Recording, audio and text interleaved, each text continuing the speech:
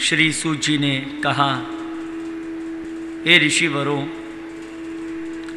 दूसरे शास्त्र वे पुराण सुनने से बहुत दिनों में परमेश्वर की भक्ति उत्पन्न होती है, और जब भागवत कथा सुनने की कोई इच्छा करे उसी समय उसके पाप के 3 टुकड़े होकर एक भाग सुनने की इच्छा करते समय, दूसरा भाग कथा में जाते समय, वे तीसरा भाग कथा सुनते समय छूट जाता है। दूसरे धर्म यज्ञ व्रत आदि संपूर्ण होने से उसका फल मिलता है, और भागवत जितना सुने उतना फल पावे। सो राजा युधिष्ठिर को हस्तिनापुर की राजगद्दी होने पर भी श्याम सुंदर के दर्शन के बिना कुछ अच्छा नहीं लगता था। दिन रात उन्हीं के चरणों का ध्यान अपने हृदय में रखकर राजकाज करते थे। सो तुम लोग अब परीक्षित के जन्म लेने का हाल सुनो। जब परीक्षित उत्तरा के गर्भ से उत्पन्न हुआ तब आंखें खोलकर चारों तरफ इस इच्छा से देखने लगा कि जो स्वरूप मैंने माता के गर्भ में देखा था वे कहाँ हैं, परंतु इस भेद को किसी ने नहीं जाना। और राजा युधिष्ठिर ने बड़े उत्सव से नंदी मुख श्राद्ध किया। वे मंगलचरण मनाकर ब्राह्मण याचकों को मुंह मांगा दान दक्षिणा दिया। जब ज्योतिष पंडितों को बुलाकर जन्म लगन का हाल बच्चे का पूछा, तब पंडितों ने विचार कर कहा, यह बालक जन्म लेते ही आंखें खोलकर सबकी परीक्षा लेता है, इसलिए इसका नाम परीक्षित रखो। यह लड़का बड़ा प्रतापी, बलवान और नीतिमान होगा, धर्मात्मा, ये राजाओं में इसकी गिनती होगी। प्रजा लोग इससे बड़ा सुख पाएगी, और तुम्हारा नाम कीर्ति यक्ष इस बालक से चारों दिशाओं में अधिक फैलेगा। यह बुद्धि में बृहस्पति के समान होगा, धार्य में हिमाचल के समान होगा, गंभीरता में समुद्र के समान होगा, और शूरता में परशुराम जी के समान होगा, दाता में ये महादेव के समान होगा, सुख विलास करने वालों में इंद्र के समान होगा, और हे राजा युधिष्ठिर, सत्य बोलने वालों में ये तुम्हारे समान होगा। और ये राजा होकर भी राजस्वों में इनकी गिनती होगी। ये आधर्मी पापी कलयुग को दंड देकर प्रजा का पुत्र की तरह पालन करेगा। अंत समय जब ऋषिवर का एक बालक इसे श्राप देगा, तब तक्षक नाव के काटने से इस बालक की मृत्यु गंगा के किनारे होगी।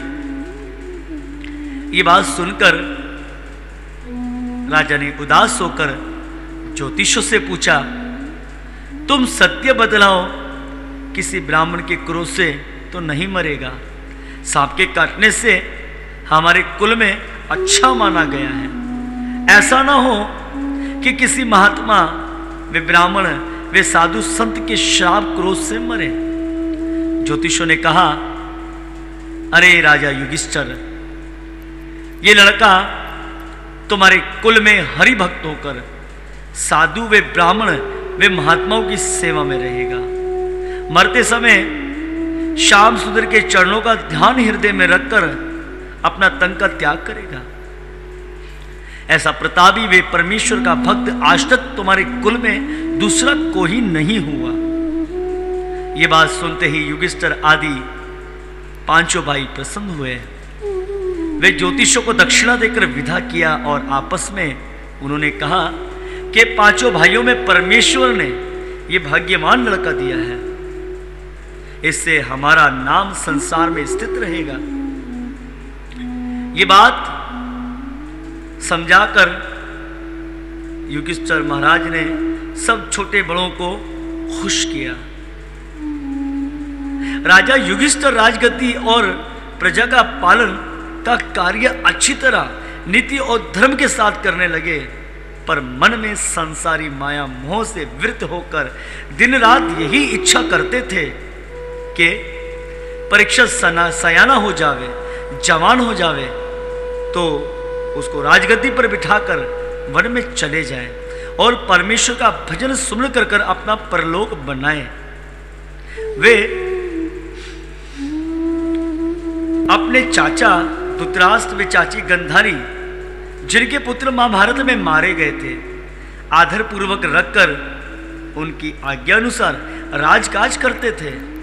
वे उन्हें दिन रात्रि इस बात का ध्यान बना रहता था कि किसी तरह धृतराष्ट्र गंधारी को दुख ना होवे। दुख पाने से इनको दुर्योधन आदि अपने पुत्रों के मरे जाने का बड़ा सोच होगा। धृतराष्ट्र ने राजा युधिष्ठिर की सेवा करना वे आज्ञा मानना देखकर कहा कि हे मेरे बच्चे,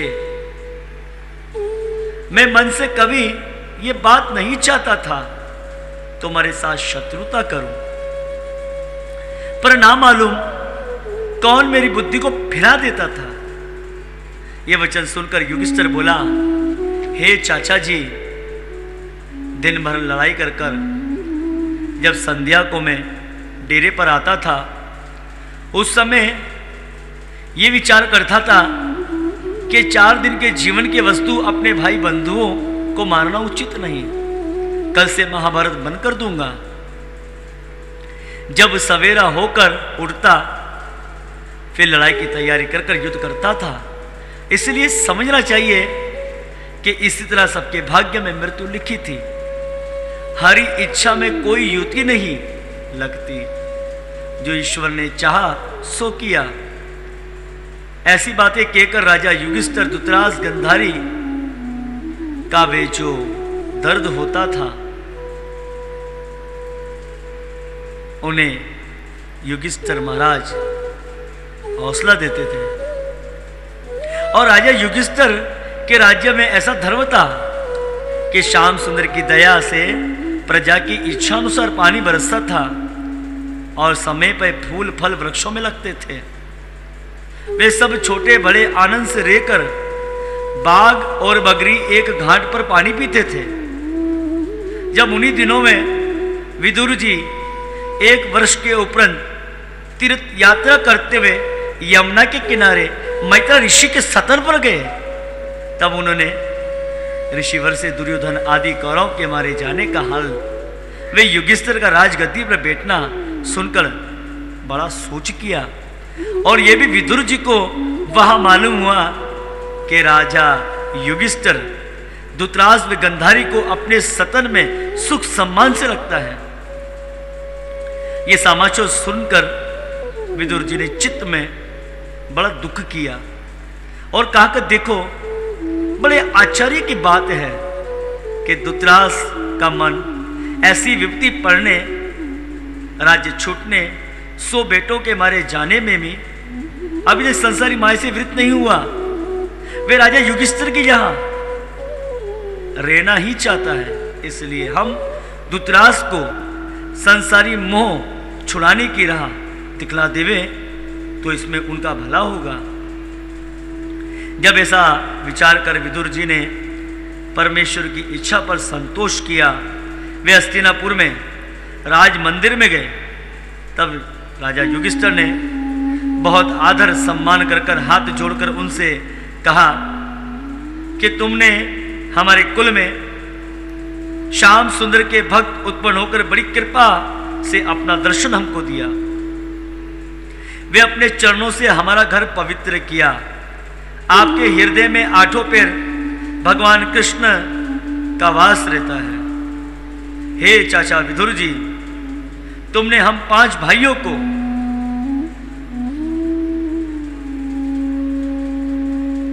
जब कौरव ने हमें मारने के लिए एक घर में बंद कर दिया, उस समय तुमने हमारा प्राण बचाया। बहुत अच्छा हुआ जो आप आए। कहिए कौन कौन से तीर्थ पे गए थे? प्रभा क्षेत्र में भी गए होंगे, तो कुछ हाल श्याम सुंदर का बताओ।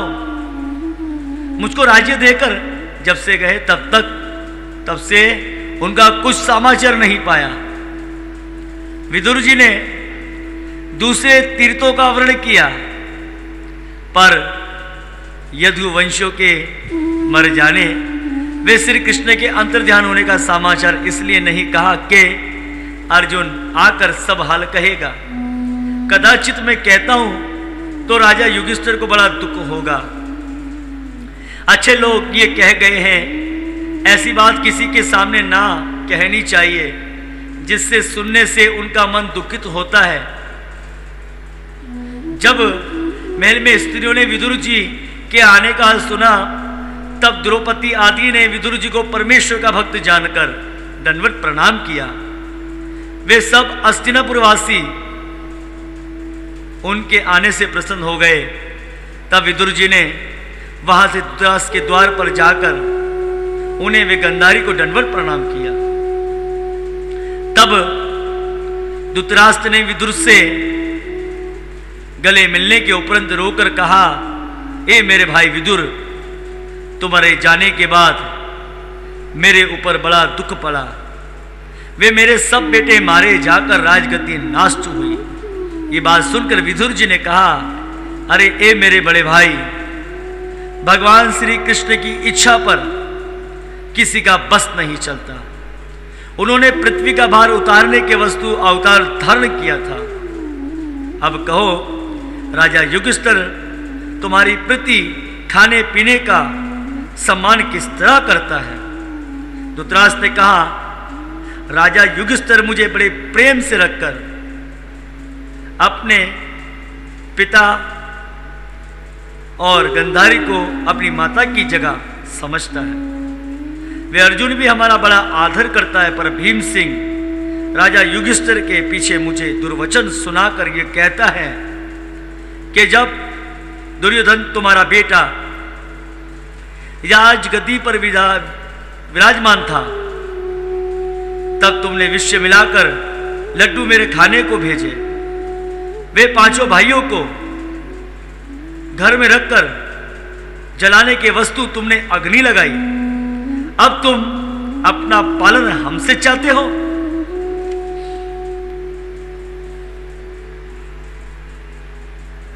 तुम्हारे बराबर दूसरा कोई पापी और अधर्मी जगत में ना होगा। यह वचन भीमसेना का मुझे सह नहीं जाता, और ये बातें कहकर फिर मुझे धमकी देता है कि राजा युधिष्ठिर से मेरी चुगली कहोगे तो मैं तुम्हें मार डालूंगा। यह सुनकर विदुर जी ने बड़े दुखित होकर मन में कहा कि देखो परमेश्वर की माया कैसी प्रबल है। इतनी दुर्दर्शना होने पर भी धृतराष्ट्र गंधारी घर नहीं छोड़ते हैं। अरे जिस तरह लालची इंसान पुराने कपड़ों का त्याग नहीं करता और उसे बड़े प्रेम से रखता है, उसे यह नहीं पता कि एक दिन ये कपड़े पुराने होकर फट जाएंगे, इन कपड़ों का नाश हो जाएगा। इसी तरह ये तन इनका सदा स्थित नहीं रहेगा। बुढ़ापा आने पर भी इनको अपने तन की प्रीति नहीं छूटती, इसलिए इनको ज्ञान सिखलाकर संसारी माया से वृत कर देना चाहिए, जिसमें इनकी मुक्ति हो। यह बात विचार कर विदुर जी ने धृतराष्ट्र से कहा, सुनो भाई, ये बात भीमसेना की सत्य जानकर अब तुमको राजा युधिष्ठिर घर में किसी तरह रहना उचित नहीं। तुमने अपने राज्य भोग के समय आधर्म से कैसे कैसे दुख भीमसेन को दिए थे। वे दुर्योधन तुम्हारे बेटे ने मध्य सभा में द्रौपदी का चीर खींचकर सभा में वस्त्रहीन करना चाहा। भीमसेना को विष देकर 5 भाइयों को लह के कोट में रखकर आग लगवा दिया। उनका सब राज्य धन छल से जुए में जीतकर 13 वर्ष का वनवास दिया। ये बात तुमको याद होगी। अब तुम उन्हीं के हाथों से शरीर को, जो सदा स्थित नहीं रहेगा, पालते हो। अरे तुम्हारा जीवन संतान संसारी माया मोह में बीता, अब तुम बूढ़े हो गए हो। तुम्हारे सारे पुत्र मारे गए हैं। इस पर भी तुम राजा युधिष्ठिर के घर में रहकर कहते हो कि राजा को हमको अच्छी तरह रखता है। इतना दुख उठाने पर भी तुम्हारा मन विरत नहीं होता। ए भाई, हमने सुना था कि परमेश्वर की माया बड़ी प्रबल है, सो तुमको अपनी आंखों से देखा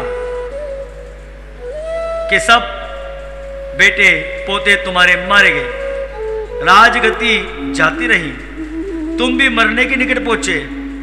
जिस तरह भीमसेन ने तुम्हारे बेटों को मारा, उसी के हाथ से रोटी खाकर कहते हो तुमको लज्जा नहीं आती। तुम्हारे ऐसे खाने छीने पर धिक्कार है। जिस तरह कुत्ता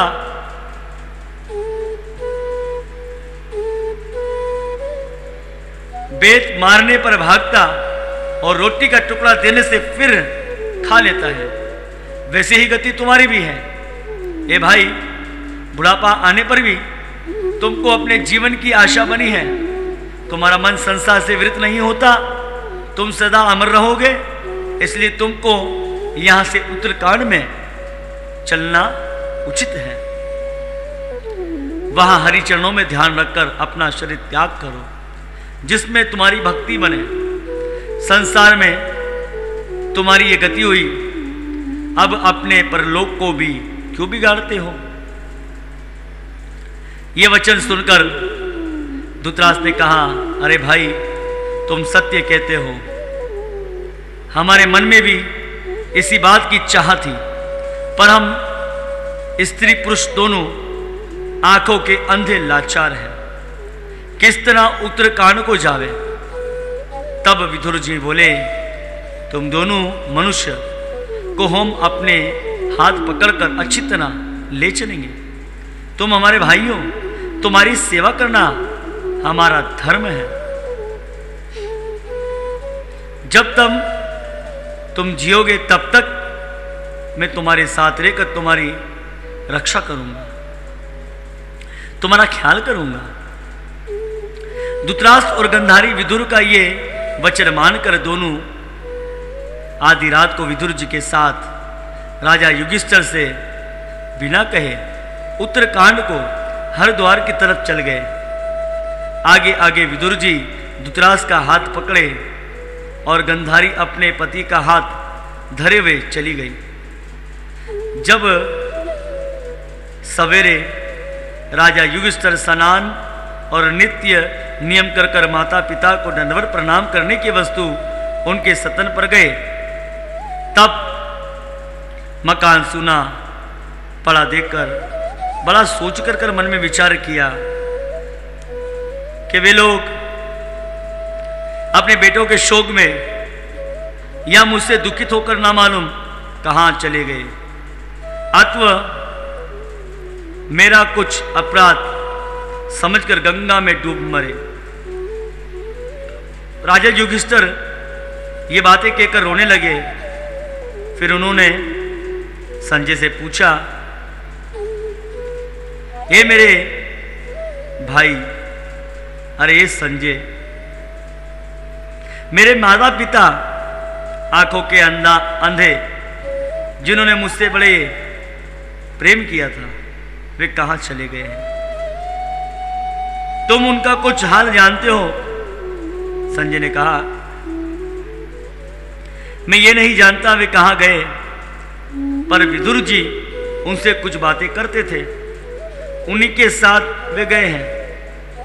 ये बात सुनकर राजा युधिष्ठिर राज सिंहासन पर आकर बड़ी उदासी में बैठे थे। उसी समय नारद जी वहां आए। राजा ने उनको दंडवत प्रणाम कर बड़े आदर से बिठाकर पूछा,